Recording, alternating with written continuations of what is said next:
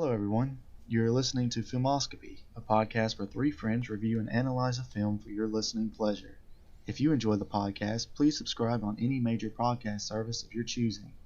You can also follow the podcast on Twitter at FilmoscopyPod. On this episode, we will be discussing the 2004 film The Grudge.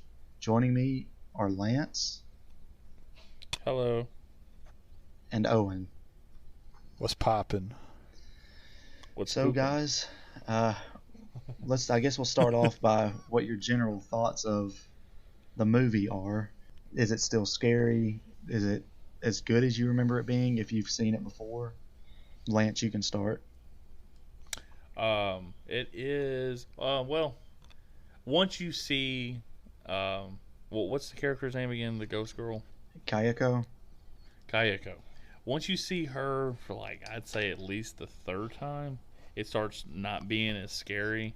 And then, after a while, it's because you've seen the quote unquote bad guy so many times, it's not as scary anymore. It's like when I watched The Conjuring and I watched part 2, after you see the nun after the second or third time, it's not scary anymore. It's just kind of silly. Right. But, and then, other than that, the first 45 minutes of it, I was actually 2004, I would have been 16. So I was 16-year-old me just about to crap my pants watching the movie. But then by the end of it, I'm like, huh, okay. You're like, now I'm actually sexually attracted to the ghost. But it's still a really good movie. Yeah, you can definitely tell it has some Sam Raimi in it. Yeah. Spider-Man. I kept thinking, Spider-Man, man. Give me fucking Venom, man. Yeah, when Where's Kayako the black comes suit? out and dances on the piano and starts twirling her hands around and thrusting her hips. She's upside down with her fucking mask off, her lips hanging out, ready for a kiss. She's making out with Sarah Michelle Gellar, and it's oh my god, this is 2004, baby. Well, she does fall out of the closet later on, upside down, sort of. So, what about god. you, Owen? Yeah, he should have given her a big fat kiss right then. But anyway. All right, Owen, what are your thoughts? Okay, so I watched this movie when I was a kid, right? I was probably when did this movie come out? 2004. Yes, I was 4 years old when this movie came out. How about that? So I knew what I was getting into. I signed up for this podcast, so yeah. As a kid, this was the penultimate fucking scary movie. This was I couldn't even look at the box art because I was like, oh, it's so scary. But so coming into it, I was thinking oh, I remember all those scenes that are scared the shit out of you. Remember when she comes off the wall and she's all a weird snake thing? Yeah. And then what's the other one? I think it's when she's in the bed. I just remembered all those scenes and shit that used to keep me up at night and made me pee the bed. So, but rewatching it, I don't know. The scares don't hit as much as they used to. I mean, I guess that's just age. But I don't know. I mean, I watched the Japanese one not too long ago, and that shit was still fucking scary. Maybe just this Americanized version just doesn't fucking. It's Sam Raimi. It's Sam Raimi, baby. Yeah. Yeah, for me, I watched it. I guess I was 12 when this movie came out, and at the time, it was the scariest freaking movie I'd ever seen in my life. And for years, I've considered it the scariest movie I'd ever seen until I watched it again yesterday, and I sort of agree with you that the scares don't hit the same way anymore. The attic scene still got me in the beginning.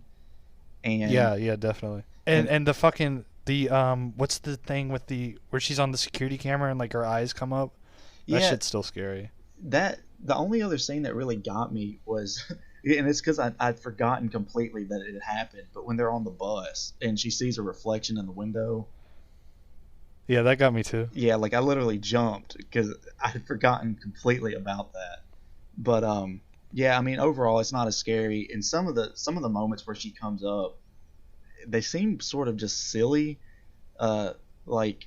Stephanie had made a comment when she opens the closet toward the end, and her head kind of slides down. It makes it look like she's attached to a fold-out ironing board. Oh, when she's leaving the house at the end. Yeah, I think it's toward the end because she's the girl's Kayako's crawling toward her, and then she turns around and that closet or whatever opens up. It was the door to the outside. Right. Yeah. So that scene, and then the scene where her hair is coming out of the ceiling and she kind of stretches across the room. I thought that was kind of silly. Yeah, that too. one was really. Yeah, that one was really like shitty. Now it looks really dated. Yeah, the effects don't hold up very well at all. But before, was it? Sorry, the Yoko when her jaw was missing and her tongue was just hanging out. That was like, okay, yeah, that didn't look that good. So Yeah. did they kill that? Did they kill that other guy? What's his name? Alex? Did he die from that missing jaw lady? Yeah. Yes. I mean, well, you don't see any of the deaths in this movie. yeah. So Really, except for the flashback. That's what keeps it scary. The like unknown. No, Yeah. it doesn't. the character, I think it does. one of the characters gets a phone call, the day after that. Well, it's when she gets a call from her boyfriend, and he says that, the school had called or whatever, and Yoko and Alex were both dead.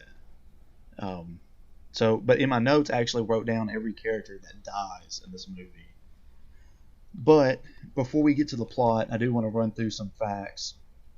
So, as a lot of people know, the movie is based on the 2002 Japanese horror film Ju-on: The Grudge, and it's directed by Takashi Shimizu, who is actually the one who created Ju-on and directed the movie in Japan. The runtime is 91 minutes, and as far as I know, there's no sort of extended cut or anything of the movie, which is probably for the best, because I think even at 91 minutes, I sort of felt like it had a lot of scenes that were unnecessary. The movie was released on October 22nd, 2004 in the United States. It had a budget of $10 million, and it earned a box office of $187.2 million. The movie was greenlit by Sony after the success of The Ring, and it actually was the highest grossing opening weekend for a horror remake at the time, until a certain movie came out in 2009, and I'm sure Lance knows what movie I'm talking about. What is it? Friday the 13th, the remake. Friday the 13th remake. Everybody come suck my dick. That movie's so good. Hey, I mean, look, of all like the remakes of anything, I've never seen Ju-on. I'm really curious to see the differences, because I was even on Wikipedia just reading up on the character Kayato, that there is a huge difference. Like in the Americanized version of the film series, she is Sam Raimi version. In the Sam Raimi version, she's fed all the evil spirits by her mother, who's a Japanese exorcist, whereas she's just really fucking abused in the Japanese version, which is kind of weird that the American went straight up like sci-fi, Spirituality kind of shit. yeah, where Japanese was like, nah, she was just fucking abused. Well, And it's like, oh, it's funny you bring up the feeding the spirits thing, because they actually bring that back, I believe, in the third Grudge movie. yeah. This is all I just read on Wikipedia. I only ever watched like Love the you, first and the Wikipedia. second. Yeah, in Grudge 3, because Kayako's sister is a main focus of the plot. She tells the story of when they were little girls, and about their mother feeding Kayako the evil spirits that she had drawn from other people. I watched that with you with Stephanie and Squidward, right? Yes, you did. Okay. Yeah, that's back. I was just thinking about it. Like, I think that's the one I saw. I was like, fuck, I was terrible. Like, hell, trying to go to sleep that next night. Or that Yeah. night was just like, motherfucker. Yeah, and that movie, I mean, we may end up getting to it eventually sometime down the road, but yeah, I don't really remember anything from the second movie, but I do remember quite a few bits of the third movie. But yeah, so I want to run through the actors real quick. The movie stars Sarah Michelle Gellar as Karen Davis. Buffy. Yes, and Jason Behr as Doug. There's a few other actors. I don't recognize their names. Katie Strickland plays Susan. Clea Duvall plays Jennifer. Rosa Blasi plays Maria, which is Peter's wife. And Bill Pullman plays Peter, which, he's a pretty famous actor himself. But one tidbit, Who actress, plays the mom? What was that? Who plays the mom of the dementia mom? Oh, I don't know, actually. I didn't write that down. I think he did. Wasn't that one of her names? What was her name? Her name was Emma. Oh, Yeah. Emma. She's Emma she's Stone. she's the mom off Twin Peaks. If anyone Oh, really? knows Twin Peaks. Yeah, I've if never anyone's seen a Twin Twin Peaks Peaks. fan. Yeah, she is Sarah Palmer from Twin Peaks. I was watching it and I was like, holy shit, that's Sarah Palmer. Is she like the sister of Betsy Palmer who played Jason Voorhees' mother? Yeah. Oh, there's a lot of fucking connections we're just not discovering. So I'm asking you, Owen. Fucking say something. I think so. Fucker. One last actor I want to mention is the actor that plays Kayako. She's played by Takako Fuji, who she also plays Kayako in Ju-on. So there is some crossover there, along with the director being the same director. I think she played the Kayako character. I don't want to say it like that, but the character in like all the movies, but the Grudge 3, like all the Japanese movies and all the Grudge movies until Part 3, and then she just said "F it." Oh, really? Yeah, that's what I looked up because I was curious about the actress while in the middle of watching this movie because I was like, I don't remember these jump scares. This isn't going to scare me if I'm on Wikipedia at the same time. But I think she did that. I don't think she was involved in the quote-unquote reboot / sidequel from 2020 that they did. I don't think she was a part of that. 'Cause she's like almost 50 years old now. Is she in Grudge versus The Ring? What? That's gonna be our new. That fucking came out not too long ago. It's like Grudge versus The Ring or some shit. Oh Is my that an God. internet thing? No, it's like straight up a real movie. Are you kidding me? Yeah, it came out not too long ago. We That should do sounds it. ridiculous. We should watch that fucking movie. But yeah, that does sound But no, here's the extremely thing, though. interesting. I did notice about the actress for Kayako was that she was married from 98 to 2004 when this movie came out. So she probably got a lot of that Hollywood penis Her in husband saw. 2004 when this movie came out, and she just said, "Sorry, honey, I'm done.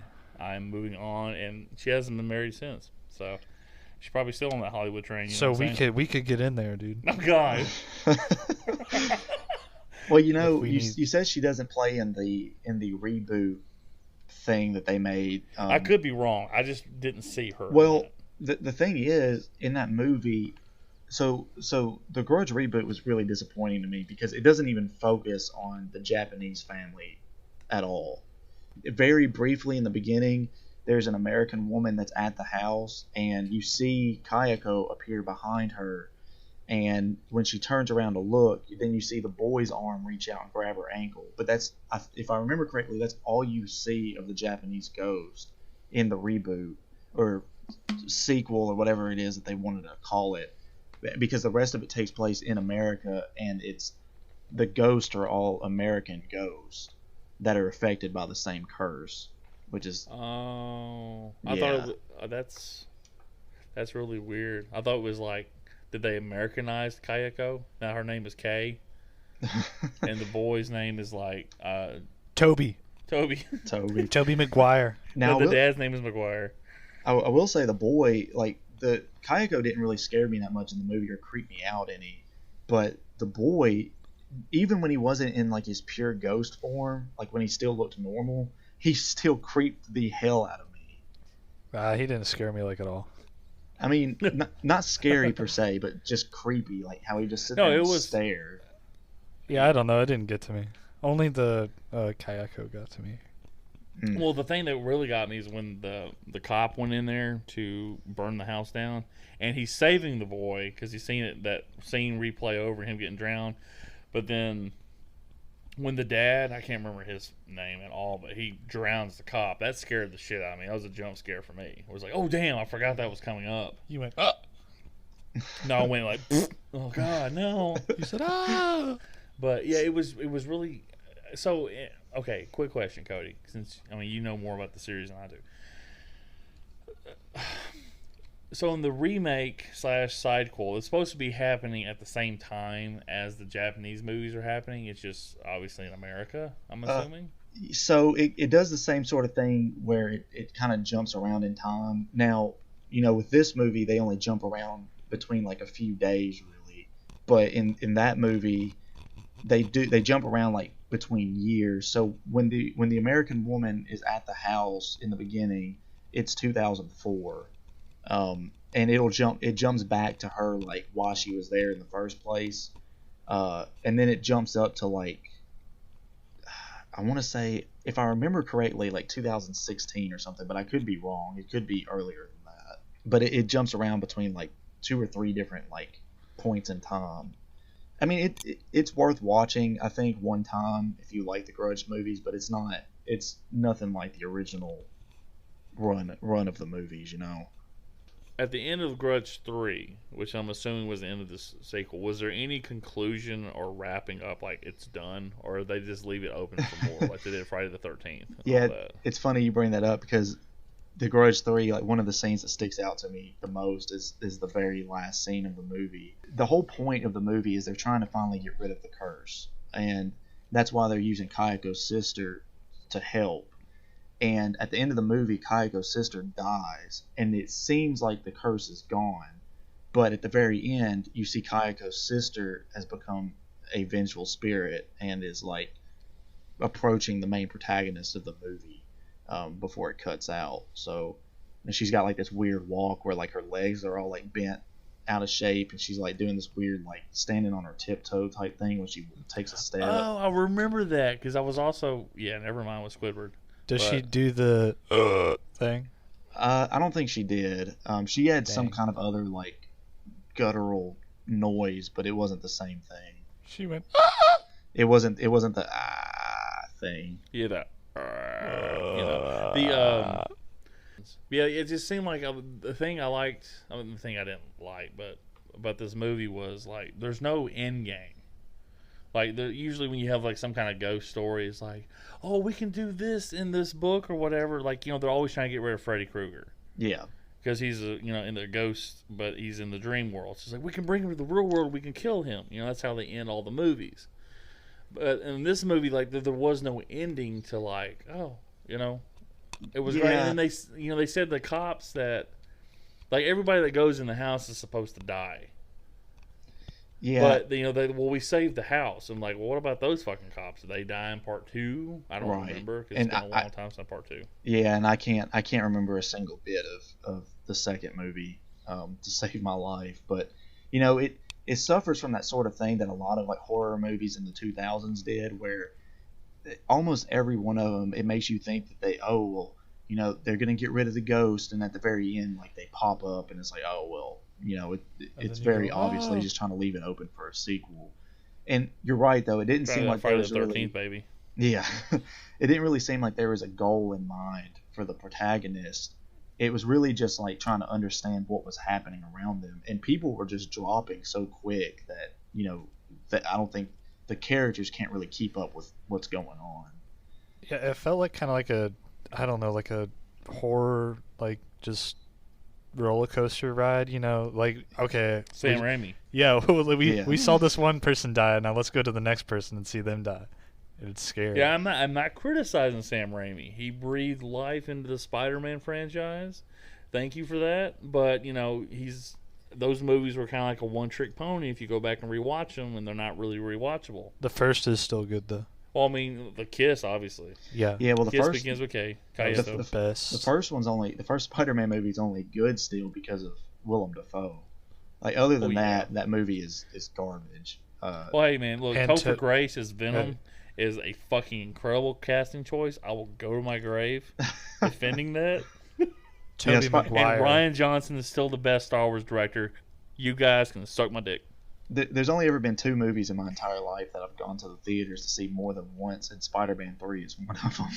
Yeah, I think I've seen it, like, I know Squidward because she was the manager of, she'll never listen to this podcast, it'd be hilarious if she did, but Squidward, she was manager of the movie theater, so I got tickets to go see it the first time, and I was, like, up in the front row, really uncomfortable looking up, and I remember being disappointed, and I was, like, pissed off for, like, 2 weeks. I'm like, you know what?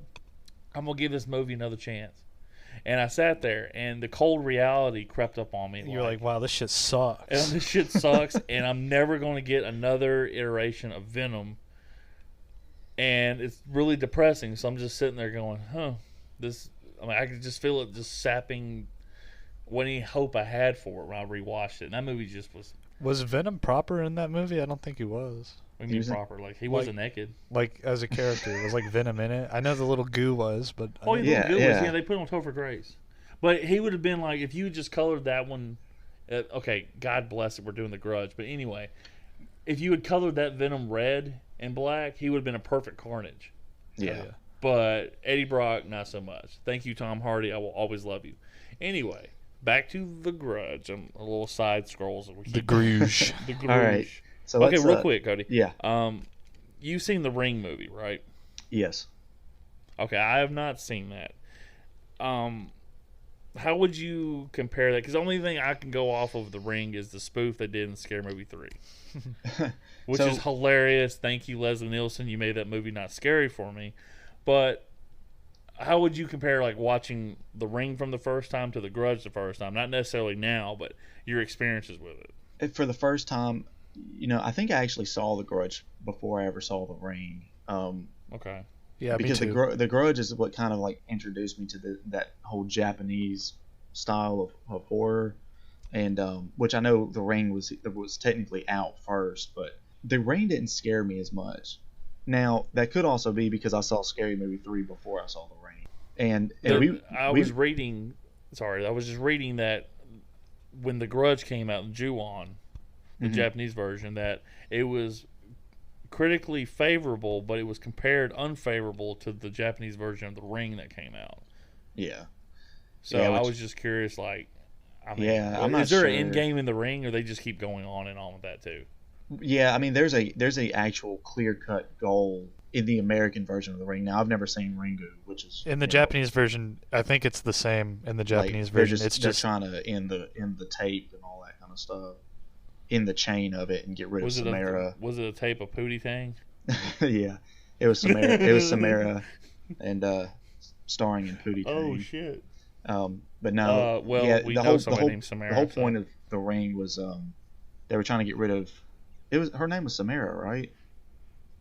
I don't know, but we knew somebody that had Samara, and she was quite a looker at work. So Yeah, I think her name was Samara. The whole point was to get rid of her, and there's like a big twist in it about who she was and all that. So go ahead and ruin it for me. I'm not gonna watch it. No, yeah, well, you never know if we'll do it for this podcast or not. Well, I don't want to be scared when I watch it. Well, we rewatched it last year, and it doesn't really hold up as far as the scares go. It's still a good movie. So it's not like, from a Japanese to Americanized touch to it, it doesn't age well as all the Godzilla movies. You're telling me? Okay, got you. Yeah. All right, so let's jump into a rundown of the plot of sorts. So the movie opens up with like immediately someone killing themselves, and of course you have no idea who they are, who he is. But it ends up being the professor from later on in the movie, the one that Kayako was obsessed with, standing on a balcony. Do you remember the Scary Movie scene that spoofed this in Scary Movie 4? With the professor or with the suicide? Yeah, with the suicide. It was Charlie Sheen. And he's like standing at the balcony in Scary Movie 4, and he's like, looking out like he was. He's got bags underneath his eyes. He turns around. You know how his wife wakes up. She says, "Good morning, honey." Yeah. Well, it's like 3 Playboy bunnies that pop up with Charlie Sheen. They're like, "Come back to bed." And he's just like, and then something happens. I can't remember. He ends up taking like a bunch of Viagra or some shit, and he ends up having this fucking huge erection, and then he falls off the balcony, and oh god, he's dead, and all this other stuff, and you see it. None of his body but his dick hit the ground. And it was hilarious. And I just remember seeing that going, you know what? I don't think The Grudge is going to be that scary for me again. Because I saw The Grudge first, obviously. But Yeah. There were a lot of times where I was like, sorry. There was a lot of times where I was like, where I had recognized scenes from like Scary Movie 4, and I had to like pause it and be like, am I watching Scary Movie 4? What the fuck? Well, one thing I noticed about this scene is when he jumps off the balcony, the wife has she has no reaction to it at all. It's just until it hits. It's just like he falls over, and she's just like, he hits the ground, and she's just kind of like, oh, like, what kind of reaction is that to someone jumping off of the balcony? She's like, finally, damn. We'll get some of that teacher money. But no, it's like, you could at least make the excuse that she had like a bunch of eye boogers, and she's like wiping it and doesn't really know what's happening.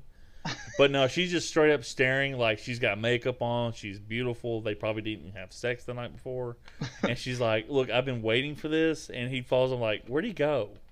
He said, "I'd rather die." I'd rather die than have sex with you again. So yeah, after this scene, if I remember correctly, we go to the house, right? Or do we? Are we introduced to? No, yeah, we go to the house first. Because no, they go to Buffy.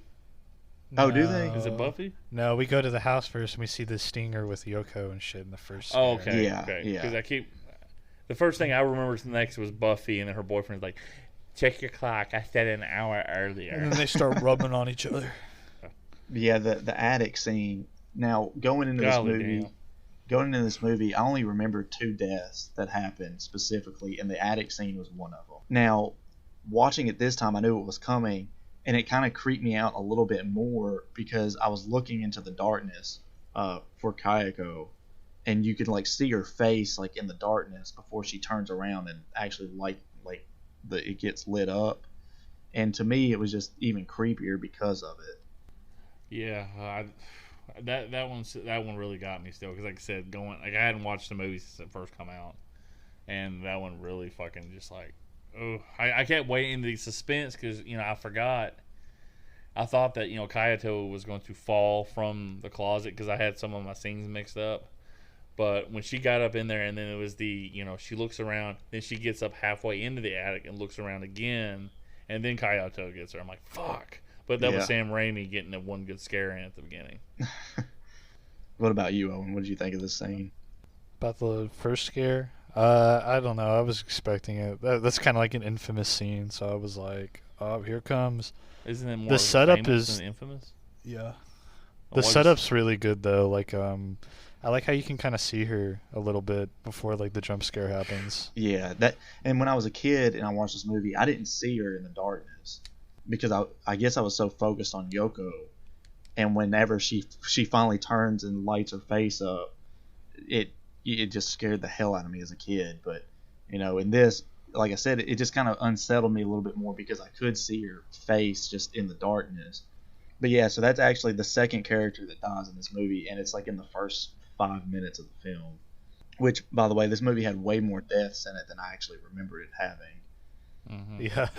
Yeah, that was strange. You don't remember. I mean, I kept forgetting like how everybody was getting off. Of course, you're just like they're all like, ah, and then the screen goes to black. I said off. Yeah. I didn't say jacked off. I thought you said everybody's getting off. Everybody's getting off. Like, ah! Everyone's just busting nuts. Call back to Apocalypse Now. That's how I have my orgasm. Ah! But yeah, it was like I keep forgetting. Of course, you don't see a lot of the deaths that they get sucked up, or you see the boy going wah, and then the screen goes black. There's a lot of going to black in this movie. Yeah. Which keeps like the suspense up, and I get it.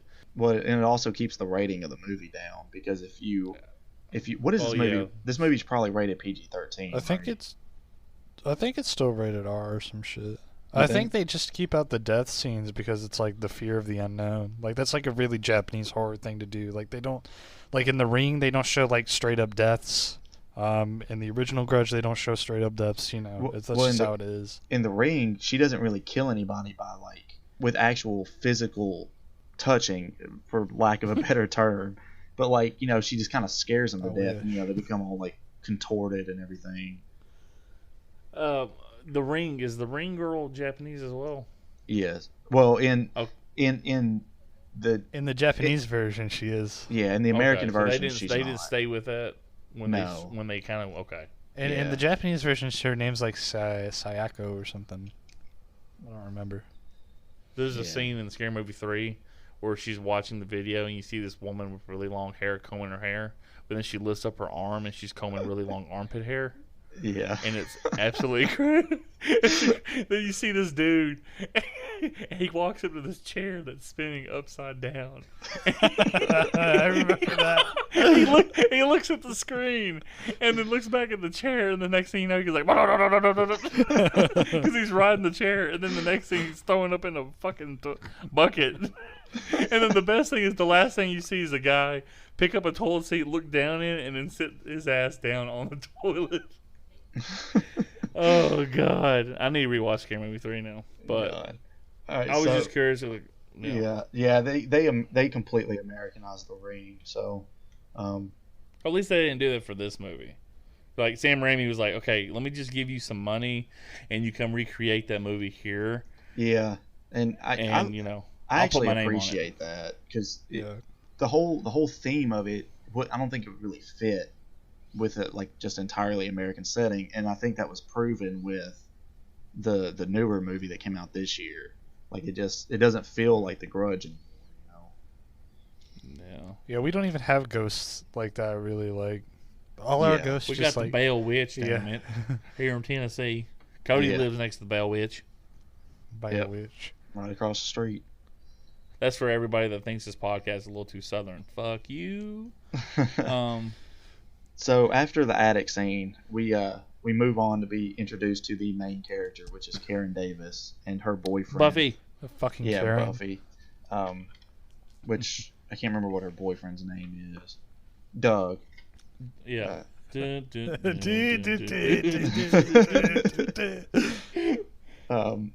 that scene is just whatever. It's just introducing two characters, and then we get to the scene, so she goes to the school, or you find out she's a college student and all that, and she's there on like a study abroad program. When she goes to the school, Alex tells her that Yoko didn't show up for work, so she's basically needing to sub for her as the caretaker for this elderly lady that lives in the haunted house.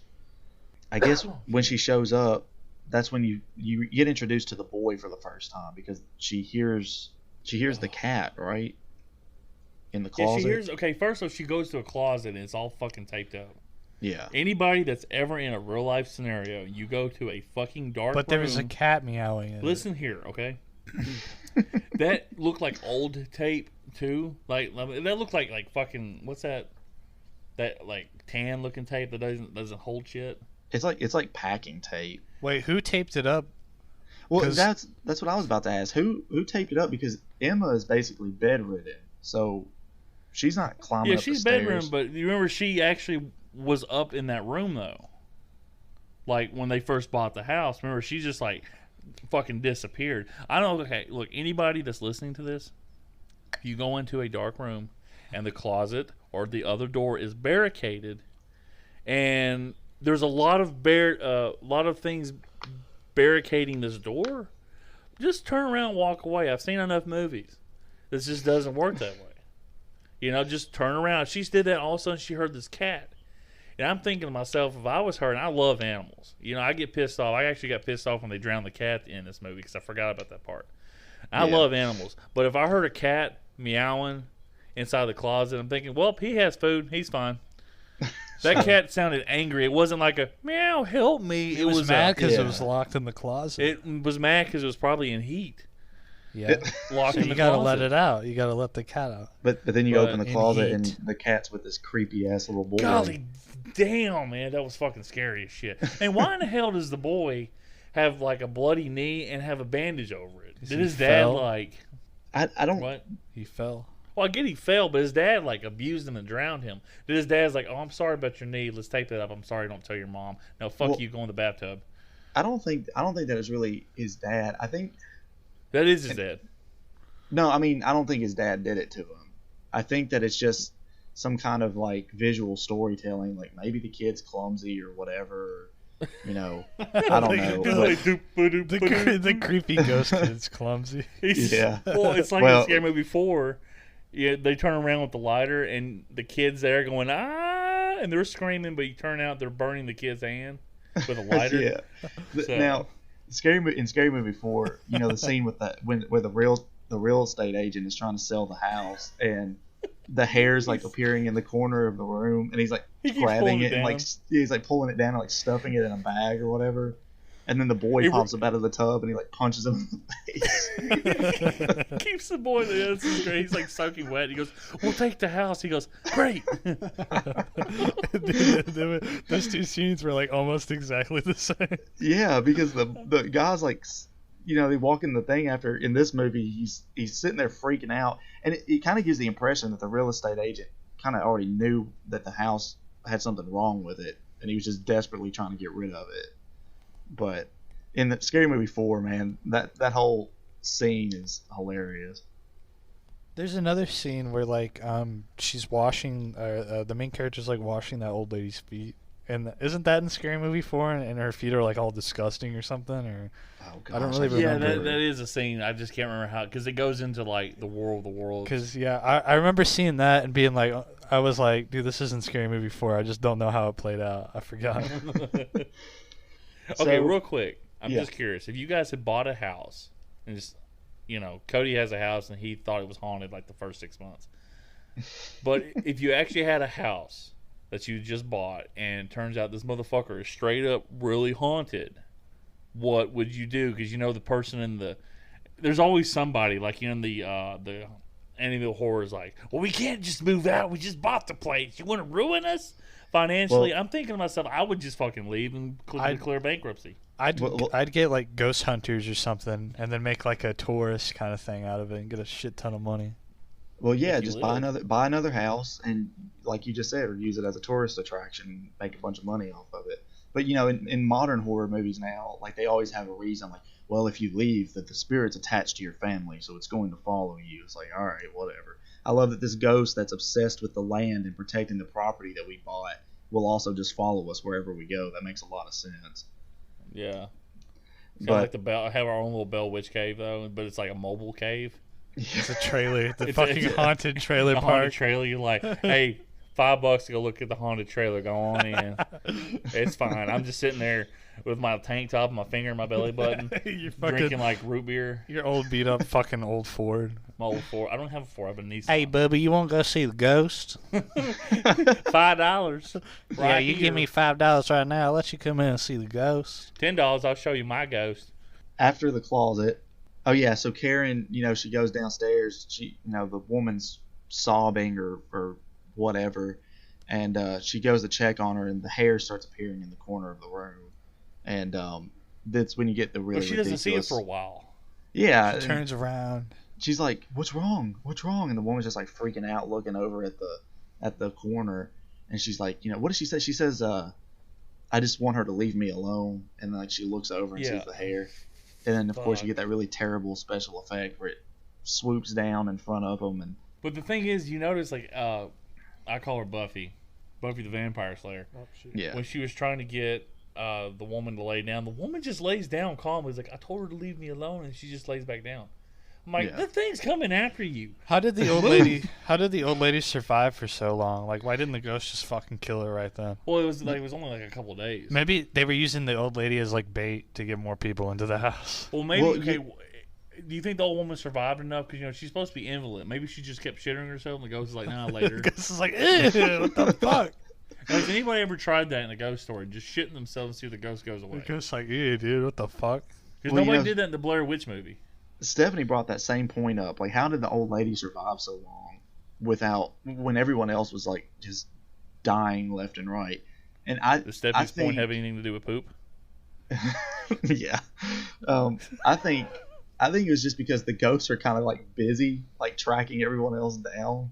That sounds ridiculous, but they're killing That does people. sound really They're like- ridiculous, Cody. They're like, we got fuck. we I was gonna kill her, but I gotta go scare this other bitch we at got 4 o'clock. we got bigger fish to fry. Well, later on they call the old woman's daughter, like when she's in her apartment or whatever, and they're like, what room are you in, or what number is your apartment? And it's like, well, now I got to go across town to hunt this bitch down before I can go back and take care of the old woman. So, That is true. But the thing that was confusing, like I said, it made it seem like they were in the house for a very long time. yes, Like, but there's like, oh, her daughter-in-law doesn't work, so she should be home all the time anyway. So she shows up. But it's like, did it happen over the course of like 2 weeks? Because it seemed like it was like boom, boom, they move in. 2 days later, they get sucked up in the attic. Boom, boom. The daughter's just sitting there the mom's sitting there by herself. it's hard to really pinpoint exactly how long or over what span of time it takes place. To me, it seemed like just a matter of a few days. Yeah. Because they move in, and I guess you can probably give a few days after they move in, but once like they start showing up, they're just like killing them in the matter of like 2 or 3 days. Because they weren't even unpacked when What's they got right. moved in. And And then, that's like, she's up in the room going, laying down, doing her best O face. And then then he's like, "What's wrong?" And then you see the boy, and then the little cat noise comes out of his mouth. It still kind of creeps me out every time it goes. Meow! You should just start beating the fuck out of the kid. Oh my god, it's a little pale boy in our room. He's like, fuck this little kid. Well, that's what I said that toward the end when the girl's like crawling toward Karen, after she killed her boyfriend or whatever, and it's just like, just punch her in the damn face. Like, what are you just sitting there and letting her crawl to you for? She's crawling like you could probably walk faster than she's crawling toward you. No, that didn't really help with. Well, I mean, she just shows up out of fucking nowhere too, dude. Her crawling down the stairs was kind of creepy. Which it looks like kind they of funny at that point. I thought it was kind of creepy. Yeah, which I guess being older now, and like I was more just like kind of paying attention to how they actually made it look like that, and it looked like stop motion. They freeze on some of the frames and like speed it up and shit. Yeah. What scares the thing that actually scared me the most, and actually will come back to me, and like when I'm sleeping, is when the dude's sister gets taken and she's in her bed hiding underneath the covers, and you see the covers up from underneath, and she looks up, and then there's Kayato, and she gets stuck wherever she gets sucked into. That always scares the shit out of me. Like something's coming from like underneath the bed or at the foot of the bed to grab you.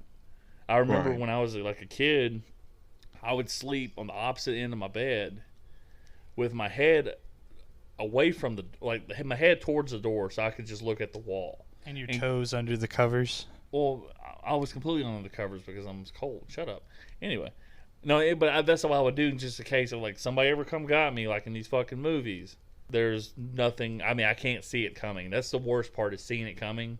I'd rather somebody like Jason just come up and cut your head off, boom, instead of having this little bit going, and then walking down the stairs coming to get you. Yeah. But man, I remember side scroll. But after watching The Conjuring the first time, and I thought that movie was really good. If you rewatch it now, it's not as good. Like I said, a lot of these movies, they're good like one or two watches for scares, and after a while you get kind of like, it's okay. But when you see the fucking witch in that movie, and she's just creepy wearing a bath gown. Well, that next morning, I had to get up early, but Alex, I had to take him to work. He needed a ride because his car was in the shop. My dad was waking me up. I was groggy. I looked up. I see this figure in a dark hoodie, not walking, but floating towards me with one arm out. And I do this like fucking Luke Kane bicycle kick out of bed. And my dad goes, "What's wrong with you?" I'm like, "Nothing, man. I'm fucking fine." And it was him. It was him walking towards me to wake me up. I looked up. I don't see him walking. It just looks like this motherfucker's floating, and he's wearing a black Minnesota Viking hoodie. And I jump up. I'm like, "Oh, my God." So this Grudge had the same kind of effect on me growing up watching this movie. I'm like, of course I was 16. I couldn't tell that to anybody. I'm like, yeah, this movie's good. Yeah, that fucking thing scared the living piss out of me. And I'll still, like, to this day, when I go to sleep, I'll just lock my door. I'm like, well, it's a fucking ghost. It's going to come through anyway. I did everything I could. So we got the hair scene, but then we could get the flashback to when they're buying the house, which we've already kind of talked about that. We talked about the scene with the tub where the realtor's like trying to unclog the drain or whatever, and the boy pops up, and he's just soaking wet and happy that they're going to buy the house too. Wouldn't that piss you off? You're trying to buy the house. Oh yeah, that I didn't notice that, or I guess I didn't really pay attention. Yeah, to it. he goes down. He's like taking a quick smoke, like he's like, but then he hears the water splashing. He's like, well, let me try to get this water out of there. I'm like, why in the fuck would you be smoking in the house anyway? That's just disgusting to me. But yeah, whatever. 2004 was a different time. So, it wasn't that different. So it was like 1993. Go ahead and smoke in the restaurant, sweetie. Yeah. Jumps ahead a little bit, and the married couple gets killed by the boy. Jennifer's, she hears like the crashing in the living room and sees the puddle on the floor and the footprints running up the steps. And then what's bizarre to me is she sees the boy running up the stairs, and you can very clearly see that he's like very like ghostly white, and she's just like, oh, I'm gonna go follow whatever this is, instead no of one just ever goes the getting opposite out. way. Yeah. Something I noticed is anytime any of them see one of the ghosts, it's like almost like they can't believe that there's something in front of them, so they're having to like take their glasses off and wipe their glasses and like get real close to them to kind of look at what they're doing. It's ridiculous. It's just the type of stuff in horror movies that bug me. There's that one lady in the hospital though. She like sees like her crawling up the stairs from below, and she's like, "Fuck that shit, I'm out of here." Oh yeah, yeah. She's the Which only one one? that like runs away. The sister-in-law, the daughter-in-law. Yeah, no, she's not at the hospital though. She's leaving.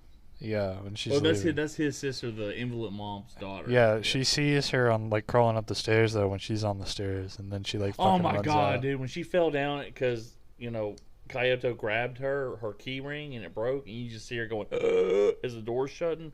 That scared the shit out of me for a minute. I ain't gonna lie. Like the shit with her sister really kind of fucked with me because she got out safely. She fucking probably she rode miles away to her apartment, and then the bitch still got to her, and it was like, oh my god. Yeah, which they don't really make a point of it in this movie, but in the later movies, they really make it clear that once you're touched by the curse in the house, it doesn't stop until it kills you. So, but in this does that movie, mean, is that anybody that goes into the house though? it's unclear because again, It should I don't. be anyone who does. That's how it is in the original. In the original first movie, they make a point that like they show like anyone who's entered the house, like it doesn't matter where you are, your ass is got. Because you remember Yeah. he said like the cop is like, my three buddies had the same thing happen to them. Two of them disappeared, or two of them died, and one of them disappeared. But Yeah. what happened? What about the 8 cops that were investigating the crime scene that was in Well, the house? That's what I was going to bring up. It's like you had all those people walking around, like the medical professionals and all that kind of stuff, and you never hear about all them dying.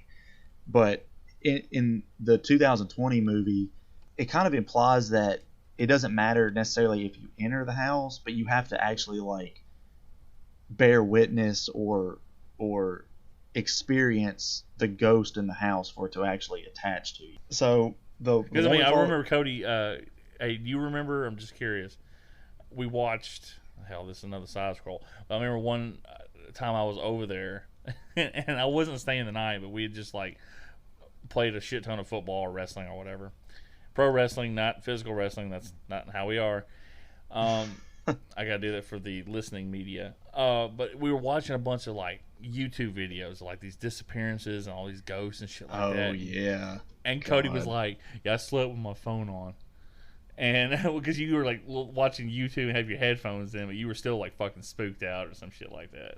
I remember you telling, because I remember I went home and I have like this big ass fucking nightlight, and I plugged it in my bathroom and it illuminates my like entire room, and that's exactly what I did. I'm like, well, if I die, at least I'll just be in the light. And that's the one thing. One more thing about the Grudge killing Jennifer. Not Jennifer. I guess whatever, the guy's wife, is it happens in daytime. A lot of that shit's supposed to happen at night. Because you kind of feel like in movies you're safe during the daytime. Like, oh, nothing's going to happen here. But no, this bitch fucking goes up there. And the thing is, that's the room that the closet's taped up in. Yeah. If I'm not mistaken. So it had to have been the invalid mother that did that.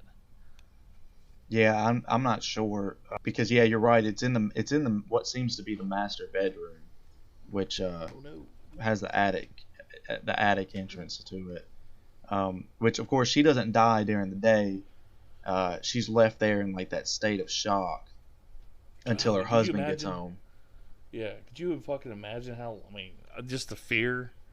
Because I can sit there and freak myself out, like trying to get my keys out at night, trying to get inside the house. I'll sit there and do that shit. Like, can I get out here before Jason comes get me? And I'm still fucking with my keys. I would be the person that dies. But I'm sitting there thinking, like, could you just imagine the fucking state of shock? Like, I know when, like, a spoiler alert, but at the end where her boyfriend dies, he dies of shock. And he's looking at her, but Kyoto's just, I guess, sucking his soul out of his body or however the shit works. But could you just imagine fucking just laying, like, being, like, frozen in fear for, like, 8 hours? Yeah, you gotta be dry mouth too. Awful. It definitely has to be like dry mouth, going the whole time, you know. So yeah, her husband gets home, finds her in the bed. The boy is there, and it's confusing because when you see the shadow on the wall, it looks like he's turning into the cat, but then he doesn't turn into the cat. Like it's very confusing as to what's happening, which we know from later films that he can actually change into the cat. Is it just because that was his pet? Well, I think it's because the dad drowned both of them in the tub. So they're kind of like linked together. So I'm just curious, the dad, I mean, the one who obviously killed her and the boy and the cat, does he have any parts in like the second or third one? I know you don't remember much of the second one, but I can't remember for sure. Because it kind of just becomes like Kayato's story, like, oh, he just her getting brutally killed in domestic violent incident isn't the only reason why she's that. Her mom was a fucking a demon dweller almost, and just giving her all these evil spirits and shit like that, which is kind of fucked up if you think about it. Like I said, going back to like the no end game, like, oh, there's no way to give her soul peace or some bullshit like that. Yeah. And which goes to Scary Movie 3 when they do that with the ring at the end, and the little girl goes like, "You saved me. I can now lie in peace." And they're like, "Oh, really?" He goes, "Nah, I'm just screwing with you." And so that always like plays back in my head. But like I said, the one thing I have a problem was like, there's no end game to get to. I remember vaguely in part 3 them having an end game, but at the same time, I was looking away while you three were watching the movie. Yeah, I mean, in part three, there's a clear goal of actually getting rid of the curse for good. But it doesn't work. Right. So. Well, it works on Kayako's part and her son, but her sister ends up bearing a new curse. Oh my God. So the married couple ends up dying, which, you know, later on they're found in the attic. But then we cut back to, I guess, what would be considered present day, which, you know, it's like a day or two after this happens. Back to right after Emma was killed, so you find out that she's actually dead, which makes 5 characters so far in this movie that have died. And Karen is scared, which is a completely different reaction than she had when she first saw the hair, where she was just like, "Huh, I wonder what that is." So then, you know, they go up to the attic, and I think that's where the detectives find the married couple up there dead, and they find the jawbone on the floor. Ugh, yeah. Yeah, which I didn't remember what the jawbone was actually from, and you know, later on we find out that it was Yoko's jaw. That's when we cut to Matthew's sister, who Matthew is the husband or whatever, which her name is Susan. The sister's name is Susan, and she's at work, I guess, and when she's going work. when she's going down the stairs, that's when you get the scene of the lights above her cutting out, and she looks down below and she sees Kayako crawling up the stairs after her. Oh, but remember, she kept looking up because you kept hearing like some kind of popping, and every light above her was popping, but Kayako was coming from the bottom. Right. Which was fucking creepy shit. It almost feels like a big sandwich closing in on you, like you're a piece of meat. Yeah. So she was the salami in that scenario. Hard salami, not Kato. Kato's disgusting. But, you know, and then I guess you could say, you know, Kayako was, you know, the bottom bun. But like that was that scene where she reached up and grabbed her and then grabbed the rabbit's foot. Yeah. Which is kind of funny because it means like there's no, and that was the kind of little message saying like there's nothing that can protect you. Right. You know, they didn't go the crucifix way in this movie, but you know the whole rabbit's foot, which is goofy in its own essence. But yeah, the whole thing was like, oh shit. I remember but her just looking in the door, and then I remember her talking to the guy, but I couldn't remember what happened after that when I first watched this movie. And then, you know, he's looking with his little flashlight, and I'm like, oh god, he's about to get sucked in, and he comes out like la la la la la. I'm like, well, damn. He wasn't in the house. Yeah, she wasn't there, but I forgot. And then I thought the scene cut off early, but I forgot it was when the detective was watching the surveillance tape where, you know, you see the rest of it. Like, she's walking away, and then the ghost is coming up into the, you know, the camera feed or whatever. Well, it wasn't her. It was the security guard. Because remember, she goes and finds the security guard, and he goes and checks the stairs. Yeah, that was her. That's what I'm saying, yeah. Yeah. But I thought that like the scene had cut out early because she saw it and then she took off running. Right. You know, saw the flickering on the camera and seeing this little black cloud. But I thought the scene had cut out early because I remember seeing Kayako stare at the camera after she walked away. But that was when the detective was just playing the tape over. Yeah. Which is oddly specific to have that like one hallway tape. He only had like he just had this whole collection, just had this one tape, and was just like, oh, this is the right one. This is great. One time. Yeah, and conveniently he put it in, and it started at like the exact moment he needed it to start. Yeah. Like, and you know that the whole camera thing to me, I guess I just overanalyze things like this in these kind of movies, but it it was kind of another one of those just silly moments where why would the ghost go to the camera to stare in the camera, like it wasn't to look at her, because if the ghost is kind of aware of everything, then she would have known that Susan had already run off. Yeah, So but have you ever walked into like Kroger's? I know you used to work at Kroger's, but you see these big ass security cameras that says "smile your own camera." You never just look at it and just smile as you're walking by it. You never do a little dance? Well, no. Well, I You mean, see I used to. yourself? I'd be like, I'd smile at the camera, and then I swear to God, I've heard a couple times like, code yellow to frozen food, and I'm walking through frozen food, or wherever the fuck it is. I'm like, are you kidding me? Just because I smile on the camera. Anyway, yeah. But the thing is, like, wouldn't anytime everybody's ever had like quote unquote like ghost evidence on tape or Bigfoot evidence, like the tape doesn't work or it doesn't record it. So Yeah, why is this typically. actually recording her versus Well, like? I guess it's because she wanted to be seen. That that's my only assumption on it. So she's like in her own way making her own Ring videotape. Yeah, except it won't curse everybody who watches it like the Ring. Well, technically, wouldn't that if you watch that thing, wouldn't she like touch you with her curse?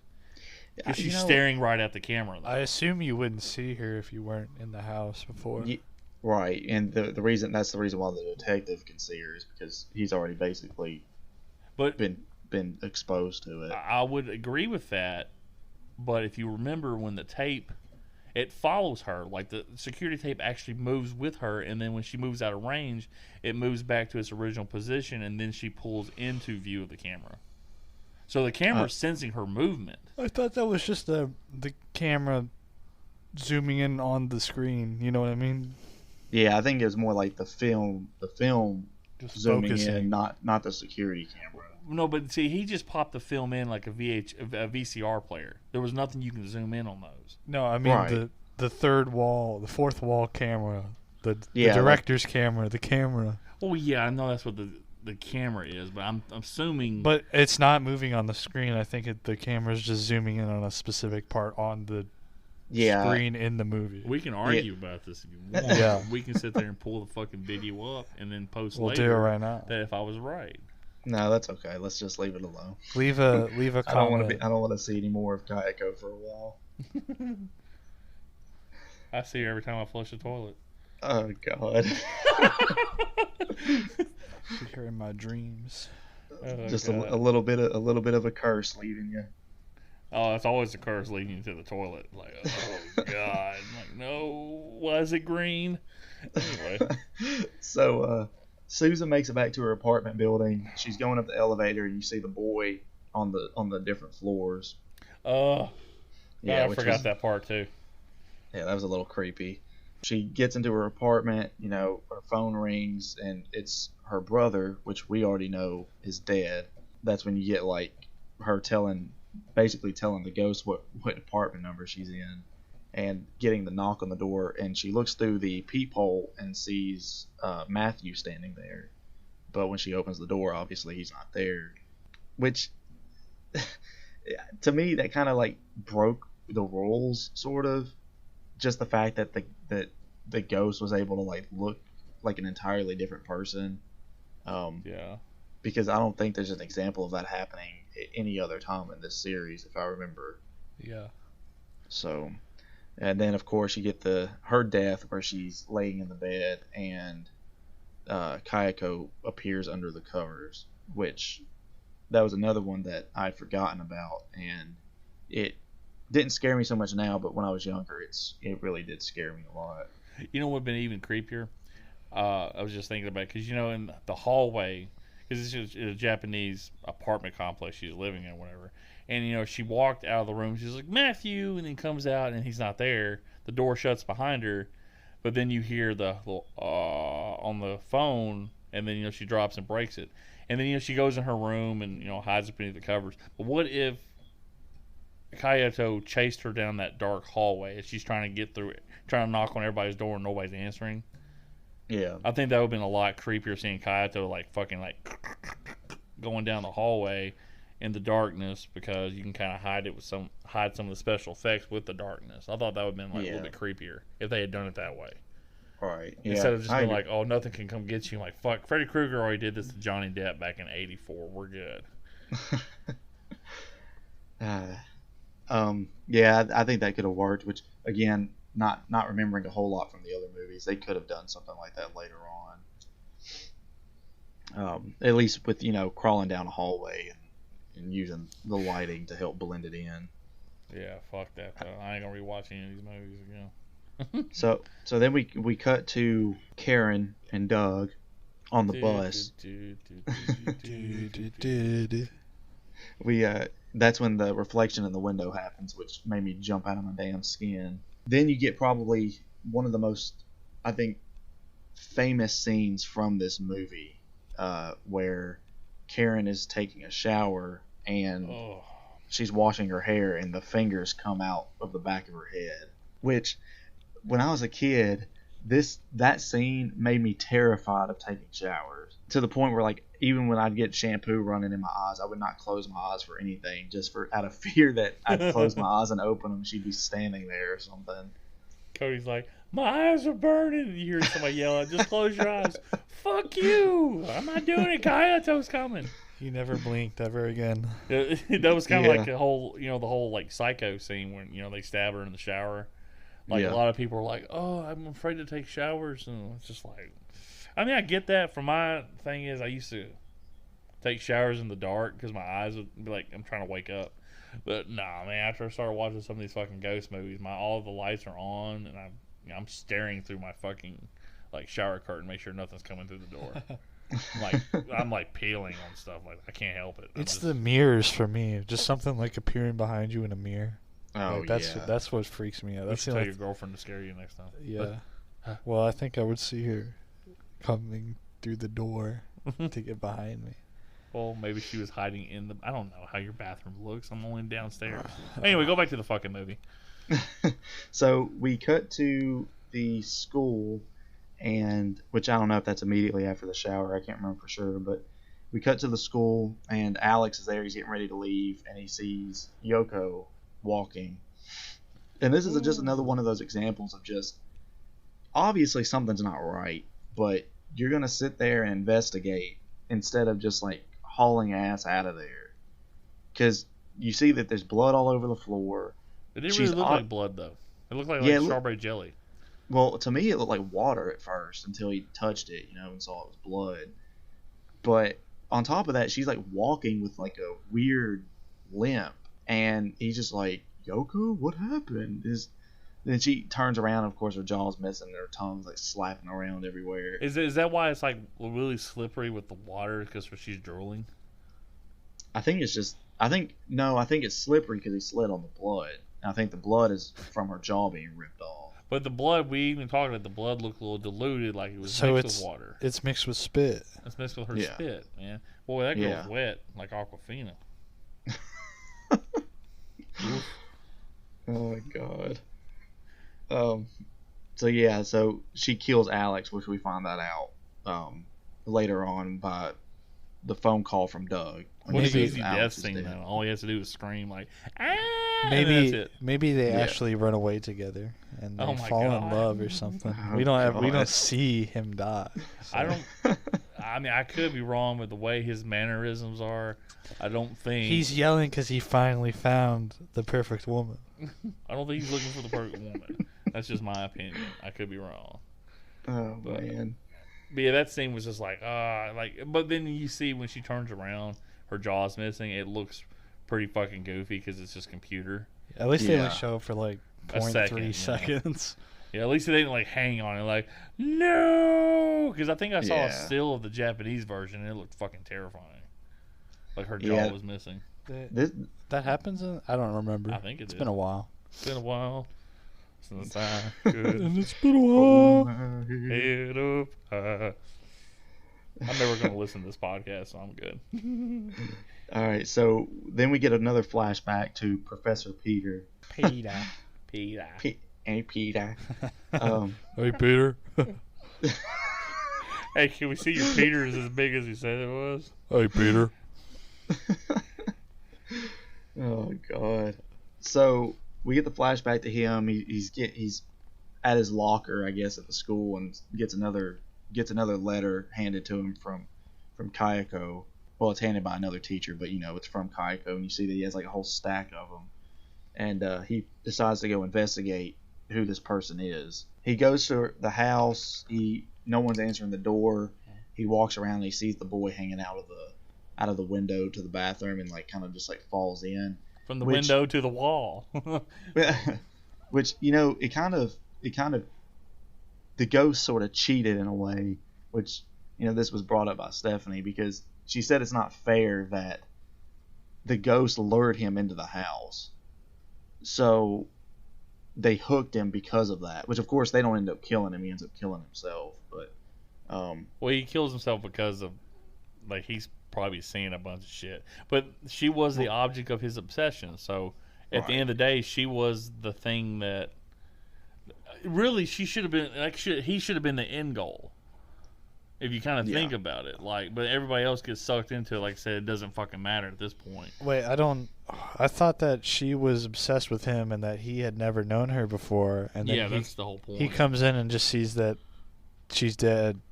So, I think he's going up there to confront her. So why'd he kill himself? Because he was obviously damn connected. He was connected to the ghost. Yeah. Because her body falls down, her eyes like staring right at him. Yeah, but it's not his fault.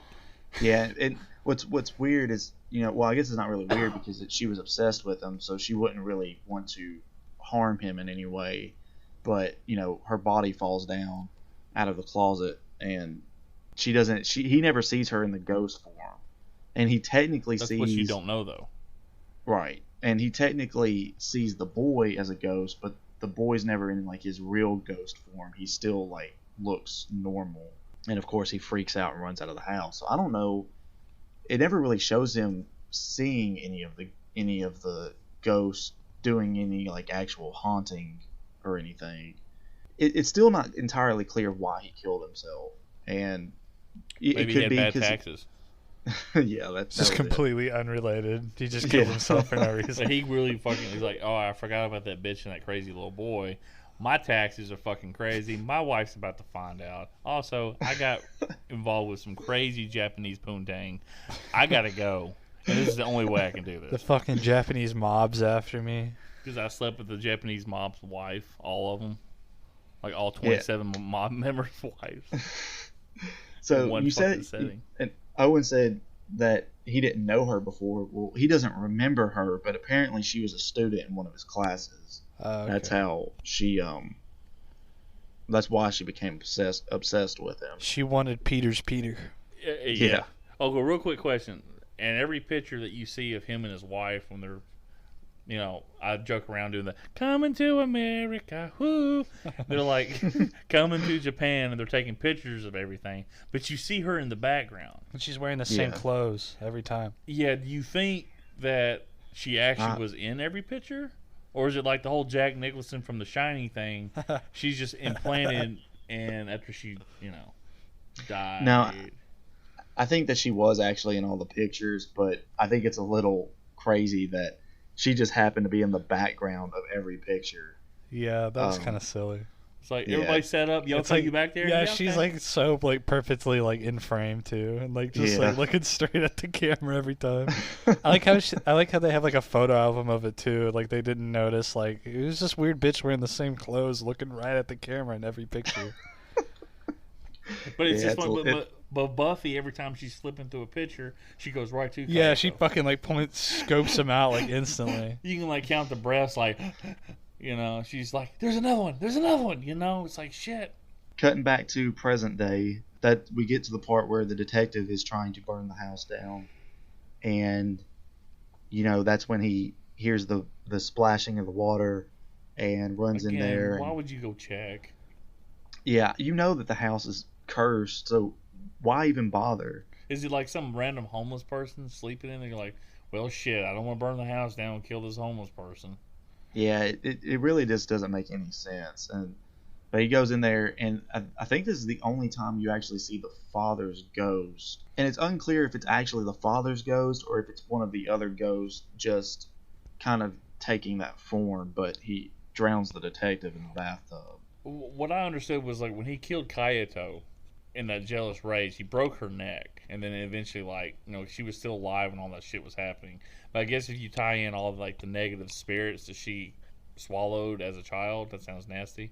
Nice. Not perverted, I promise. I think that she's the one that hung him. Like, it was her hair that fucking hung him. They didn't really show that in the flashback in this, but that's what it was. I was reading up on Wikipedia, thinking Wikipedia. Is that what it says?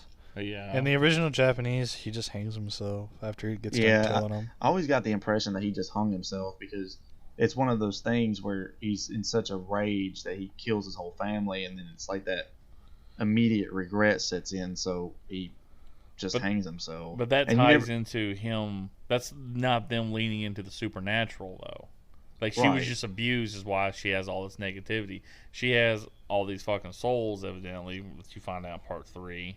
Yeah, but just using the context of this movie, though, I mean, and it could be another thing where later on in one of the other movies they show that she's the one that hangs him, but just with the context of this movie, the curse is born out of just a vengeful, or she wants revenge for what's been done. And what is it? There's a quote at the beginning about, they say when someone dies in great pain or sorrow that they leave a curse behind. Yeah, or that emotion stays or something. Yeah, but I think she's controlling the boy's spirit, and she's also controlling like her husband's spirit, like whatever form she wants to take.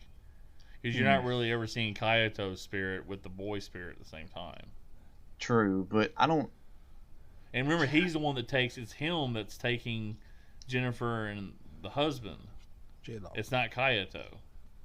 Yeah. And it's the same thing. Like, they're actually dying. If the boy's spirit was trying to warn everybody, like, "Hey, go away," like Casper's friendly ghost, he's not doing a very good job of it. Or she's actually controlling him. Like, he's a part of her, so it's just an extension of her. I don't know if I agree with that. I think that because you don't have to, motherfucker.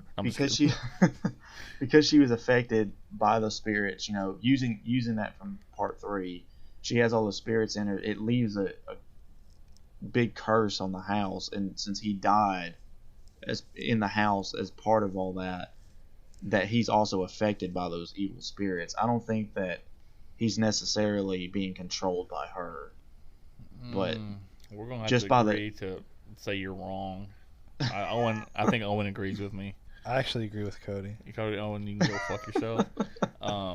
Cody, go fuck yourself as well. No, I'm just kidding.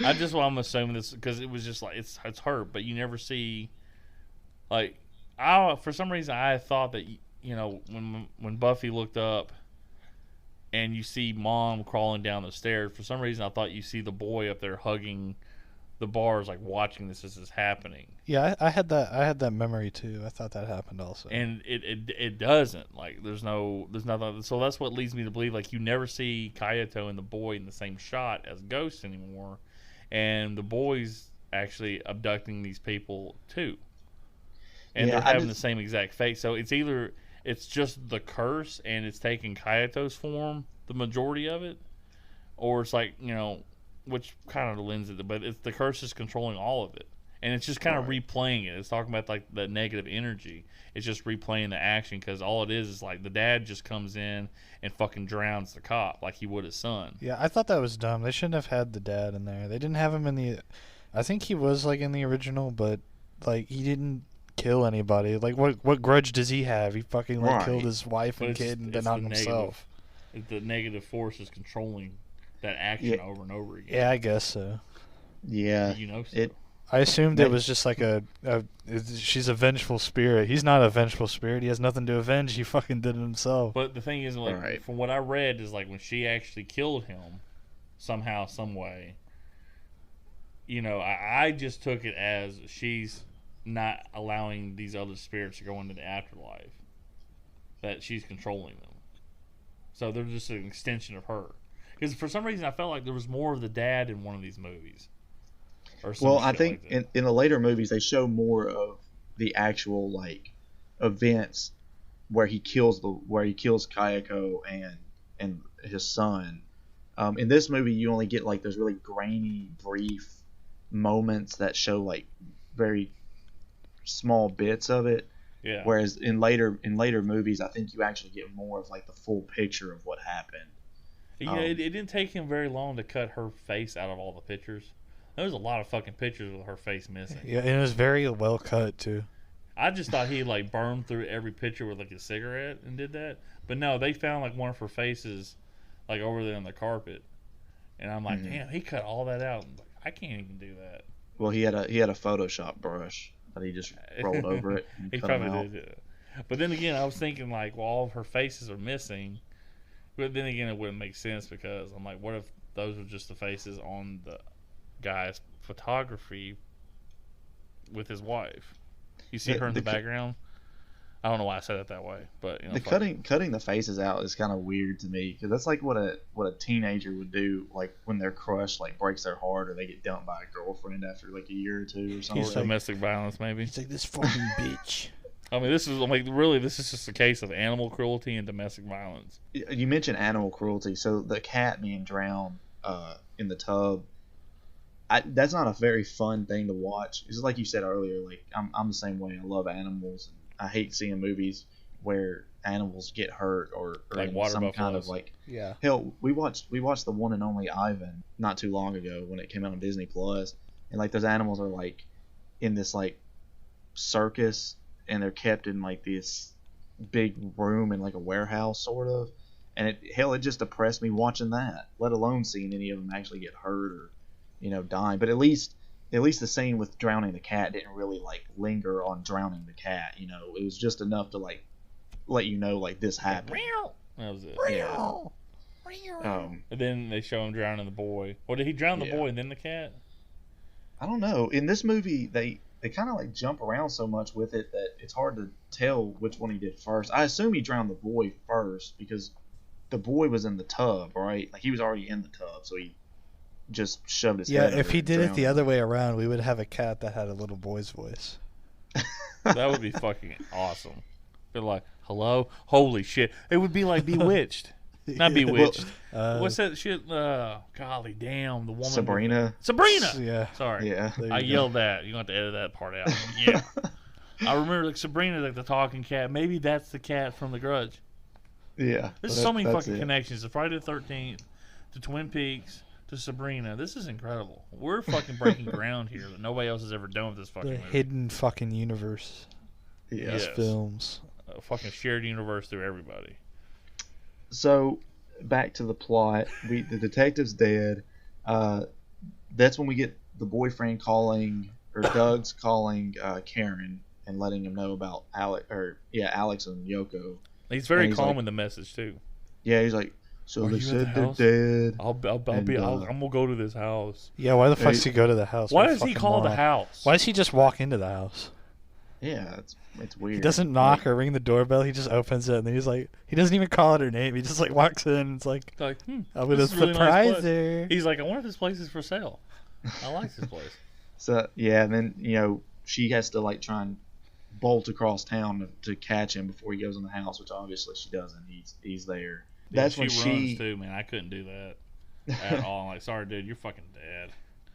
when she gets there, the spirits are showing her sort of what happened, or pieces of what happened before. So they show the husband finding the journal, and Kayako's in the attic, and she walks into the little boy's room. The little boy's room. She's got a tinkle. Are you done using the bathroom, sweetie? Mom, get out. The little boy's She walks room. into the son's room, Thank God. and that's when she sees the Porno mags. the She's big like, stack "Ah." of That's big why stack they of killed him. magazines. Oh my God. She sees the dad like hanging, and which of course in this movie it doesn't Well- show what he's hanging by. Well, remember, but she goes, if I'm not mistaken, they go through the whole thing where they kind of touch, almost like like past present ghost thing. They touch and they look at each other, and that's when he sees. It's beautiful. He sees all the flies in that closet, and he opens the door, and the Kayato's body falls out. Then he runs out and hears the knocking in that door, and he opens the door, sees the body swinging, and then he runs away. Right. Like, that's so the third thing after seeing the boy and seeing Kayato. He goes, go, go, go. He's like, yes. go. Ghost! My notes were wrong then because you're right. So it was Peter that found the journal, and he finds the body and the dad hanging and all that kind of stuff. So she's seeing what happened to Peter specifically. When she's seeing what he's experiencing, but it's kind of fucking weird. Like it's all in daytime, but then all of a sudden the light goes out when she goes down the stairs and shit like that. She's like, a beautiful day, and then it's like, oh, thank God we're through the night. And then it goes. And then I mentioned earlier that there were only 2 deaths that I remembered specifically in this movie, and the other one is Doug, where he's laying. Give us the best O face too. Oh yeah, Doug and his dog. What's his dog's name again? I can't. You talking about from the show Sparky, Doug? I think. That's not Sparky. Fuck. Yeah, from the cartoon. What was his name? Gosh, I can't remember. Doug and his girlfriend Patty Man. I remember him dressed up as Quail Man. What was his friend's name? Skeeter. Skeeter. Yes. We should do a show on like reviewing Doug episodes. Anyway. So Kayako comes down the stairs. That's when you get like the creepy, weird stop motion type. And she's covered in blood this time too. Yeah, that's right. She's covered in blood, which every other scene in the movie she's not. So I guess it's because you just saw where she was found in the attic or whatever. So that's kind of like the form that she took. So she crawls on top of Doug, and Doug dies from fright, like most other characters in this movie do. Are we sure it's fright, or maybe he just got that one last punch and then he just died a happy man? Like, oh. That could be too. Because if sometimes it feels like your soul's getting sucked out of your body when that happens, like ooh, okay.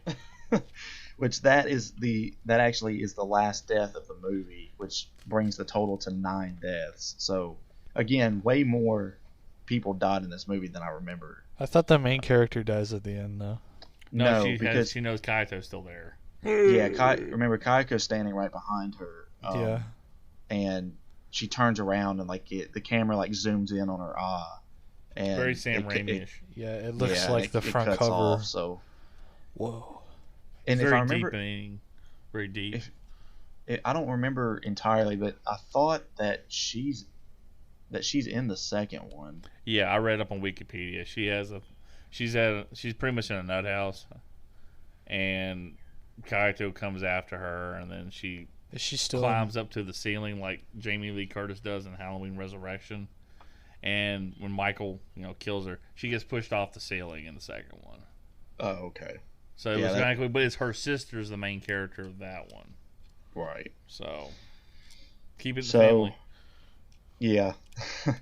Well, it gives purpose to the plot then, because I guess the second one, her sister's trying to figure out what happened. Yeah, but she passed the curse on to her sister, so Kayato's chasing her, even though I don't think her sister was in the house or whatever. It gets convoluted at that point. Yeah. You're like, oh, this house is kind of a restriction.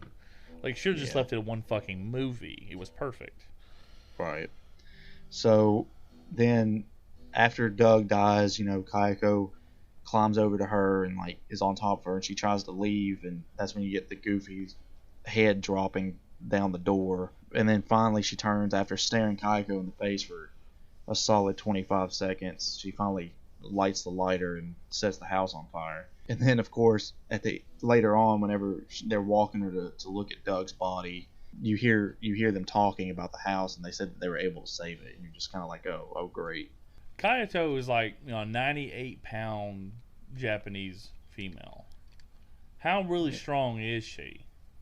Well, I mean, she's a spirit, so... I mean, that means so she doesn't weigh anything, actually. She sucks the life force out of you. Well, we call those prostitutes. Yeah.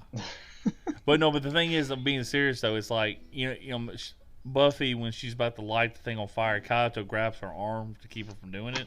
And she looks at her, looks at her hand, she goes, no, and just that was throws really it anyway. Funny. She was like, excuse me? Excuse me, bitch, I'm going to do this. You do not put your hands on another girl. woman. Honey. And it's like, well, shit. And a cocky little attitude. I heard there was, reading up again on Kayako on Wikipedia, give me a summarize. There's like, every character's always like in fear, but there's like one character that, like some boy in the third one that's actually trying to fight and get away from her. And he ends up getting all of his bones broken. So that would feed into the whole spirit thing. But I'm like, a lot of people are like, wouldn't they just like pick her up and just throw her down? Like, I'd kick the shit out of her at that point. Well, she can appear and reappear and everything else. So, and I think that a lot of it is. So she's like John Cena. Yeah, just this movie's about John Cena. We finally come down to the conclusion. You can't see giving me. attitude adjustments to everybody. Do. My time is now. And when she doesn't want you to, you can't see her. It's the franchise, boy. I'm shining now. Word life. It's the base of ergonomics. So we've reached the end of the movie. Basically, we already talked about the stinger at the end where she turned around and she's standing right behind her. Which again, that was a very typical thing especially with horror movies in the 2000s. Yeah, it's so fucking like 2000s, that ending. Yeah. But hey, they made money. Made $187 million back then. The only thing that it was missing from a lot of other like 2000s horror movies is just like a post-grunge song playing like right in the beginning of the credits. They should have put some fucking corn in this movie or some shit. Some Godsmack. We're not going to sit there and bash post-grunge or that kind of music, guys. Because some people may still listen to them. Hey, me and Cody are actually corn fans, Owen. I know you're not. Hey, but you pick the corn out of my shit, bitch. Yeah, speaking of corn, they just put out a cover of "The Devil Went Down to Georgia." That's actually not that bad. Oh, cool. Shout out to @corn, and go to the YouTube channel, Corn Channel. And yeah, that little known band. Subscribe to Corn. Little known band, 40 million records or whatever. And they're ready to blow. They're ready to make a comeback, baby. Yeah, that's what Fred Durst says every day. I saw your little retweet that is like the Limp Bizkit memes. And you did that was pretty good. I actually went through all of them. I'm like, yeah, these are actually pretty funny.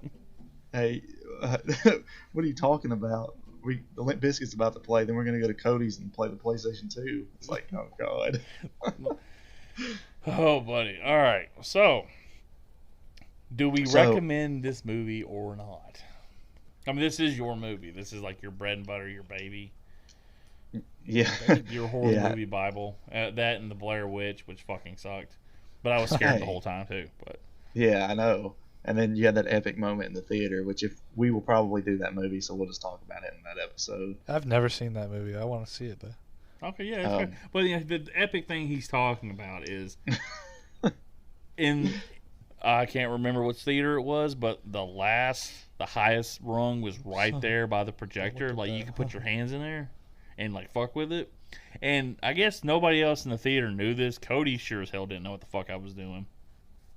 But I was mimicking Ace Ventura, When Nature Calls, when the guy's being up on the projector. He's like, these are the bad guys. He's doing all this weird shit, like licking his leg and biting on his face. And he's like, and I was doing that to all the names coming up. And you hear a couple old dudes in the theater going, and Cody was just laughing. He goes, where'd that come from? Like, man, you were understating what happened in that situation. So, for one, you went to the back row because you were scared of the movie. Yeah, I was. I was walking up and down like, oh, Lord, here it comes. And then you stood up and you did that. The entire theater was rolling. It wasn't just a couple of people laughing. Like, the entire theater was dying. And Lance just, like, kind of walks like I was on eating out. all the names and then spitting them out and shit. Like, you went, like, which it was to the screen. Yeah, I went up to the very back, at the very top of the theater. That's what I was doing. Did you have your shadow on the thing? Yeah, my hand was up there. It was like, it's straight up from Ace Ventura, and no one else got that. That's fucking hilarious. I think the older people did. I had to explain to Cody and Stephanie what happened. I think I showed Cody later on, but this is where I got it from. But it was just like, and then me spitting it out and shit, because no one was moving. They were waiting for a Marvel post-credit scene. And it was perfect because the credits didn't have any music either, so it was just like dead silent. And Lance goes up there and starts doing it. That was a high moment for me in Hendersonville, Tennessee. So Yeah. shout out So to the rich part of Nashville. so as far as if I would recommend this movie, I would. I wouldn't go into it expecting to be really scared of it. I just think that it's still a well-made movie, especially if you're a fan of horror. So you just have to look past a couple of the goofy-looking CG effects that are in it. Owen? Yeah, I would recommend it too. I would probably recommend the original Japanese one a little more. I think that one's a lot more scarier. But I still think this one's a good watch, and you'll get some enjoyment out of it and a little bit of scares. Lance? Okay, I'm going to turn this over to my good friend Marlon Brando. God. Well, this movie is not. It's not for children. But no, I'm just kidding. If you've seen Scary Movie 3, I You'll would love not this. watch this movie because you're not going to be able to take it seriously. If you've seen neither, I would definitely watch this movie and then Scary Movie 3 just to give it a fair chance. Because you're not supposed Movie to. 4. It was Scary Movie 4, yeah, but there's some areas in Scary Movie 3 that kind of make fun of it. But, I would watch it if you haven't seen any of those movies spoofing this, just to give it a fair chance. But if you've seen it and be like, well, you can go into it with a couple laughs. It still had a couple moments where I jumped up and was like, oh, shit. But, I mean, I definitely recommend it. But it's definitely if you've not seen it or seen the spoof. If you've already seen the spoof, it's kind of like, you can kind of go out without going. You can go in without seeing the movie, actually. So that's it for our episode on The Grudge. Our next 3 movies are going to be The Wrestler, starring Mickey Rourke. Yeah. The John Woo movie, Hard Boiled. And the Johnny Depp movie, Charlie and the Chocolate Factory. Oh, Damn, my the Johnny God. Depp one? Come on. Yes. I saw Cody smiling on Skype doing this Damn, dude. because he's got a hard on for Johnny Depp. Well, who wouldn't? He's beautiful. I get it. But golly damn, that he fucking That looks one- he looks like a pedophile in that one. And Man. he's not as good as Gene Wilder either. He's definitely not as good as Gene Wilder. He's not as good as Gene Wilder, but I do really enjoy that movie. Because it's fucking pedophilia. And I even played the PlayStation 2 game back in Awesome. the day. Oh my lord. We should watch The Cat in the Hat with fucking Mike Myers. Oh god, you want to talk about a terrible movie? That movie is my guilty pleasure. I like that movie because it's so fucking stupid. So thank you everyone for listening. If you enjoyed this podcast, again, you can subscribe on most major podcast services. And, Not on Stitcher yet, damn it. Yeah, not on Stitcher yet. We'll get that figured out. And follow us on Twitter at FilmoscopyPod. Until next time, see you later. Bye. Bye.